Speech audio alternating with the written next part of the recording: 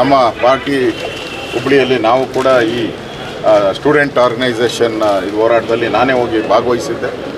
ನಾವು ಹೋಗಿ ಭಾಗವಹಿಸಿದ ಮೇಲೆ ಅಲ್ಲಿ ಇವತ್ತು ಸರ್ಕಾರ ಬಾಯ್ಬಿಟ್ಟಿದೆ 56,000 ಹುದ್ದೆಗಳನ್ನು ನೇಮಕ ಮಾಡ್ತೀನಿ ಅಂತ. ನಮ್ಮ ಲೆಟ್ರಡಲ್ಲೇ ನಾವು ಪರ್ಮಿಷನ್ ತೊಗೊಂಡಿದ್ದು ಆ ಹೋರಾಟಕ್ಕೆ. ಸ್ಟೂಡೆಂಟ್ಸ್ಗಳು ಭಾಗಿಯಾಗಿದ್ದರು. ಇವತ್ತು ಆ ಹೋರಾಟಕ್ಕೆ ಜಯ ಸಿಕ್ಕಿದೆ.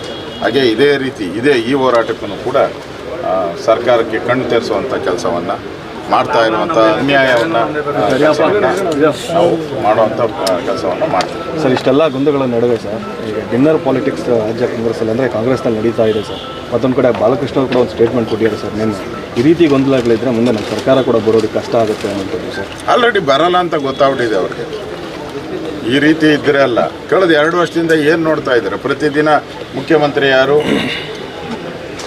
ಕಾಂಗ್ರೆಸ್ ಅಧ್ಯಕ್ಷ ಯಾರು, ಇದೇ ಜಗಳದಲ್ಲೇ, ಇವೆರಡು ಜಗಳದಲ್ಲೇ ನಡೀತಾ ಇದೆಯಲ್ಲ. ಅಭಿವೃದ್ಧಿ ಏನಾನು ಆಗ್ತಾ ಇದೆಯಾ? ಅಭಿವೃದ್ಧಿ ಅನ್ನೋದಿಲ್ಲ. ಒಂದು ಗುದ್ಲಿ ಪೂಜೆನೂ ಪ್ರಾರಂಭ ಮಾಡಿಲ್ಲ, ಹಣ ಇಲ್ಲ. ಇವತ್ತು ಯಾವುದೋ ಯೂನಿವರ್ಸಿಟಿ ಮೆಡಲ್ ಕೊಡ್ತಾರೆ ಗ್ರ್ಯಾಜುಯೇಷನ್ ಡೇಗೆ. ಆ ಗ್ರ್ಯಾಜುಯೇಷನ್ಗೆ ಮೆಡಲ್ ಕೊಡೋಕ್ಕೆ ದುಡ್ಡಿಲ್ಲ ಅಂತೇಳಿ ಆ ಮೆಡಲ್ನೇ ಕಟ್ ಮಾಡಿಬಿಟ್ಟವ್ರು. ಅರ್ಧ ಮೆಡಲ್ ಕೊಡ್ತಾವ್ರು. ಪಾಪ ಅವನ ಜೀವನದ ಸಾಧನೆ ಅವರು. ಒಬ್ಬ ವಿದ್ಯಾರ್ಥಿಗೆ ಗ್ರ್ಯಾಜುಯೇಷನ್ ಡೇ ಅನ್ನೋದು ಅವನ ಜೀವನ ಸಾಯೋವರೆಗೂ ಅವನು ಆ ಫೋಟೋ ಇಟ್ಕೊಂಡಿರ್ತಾನೆ.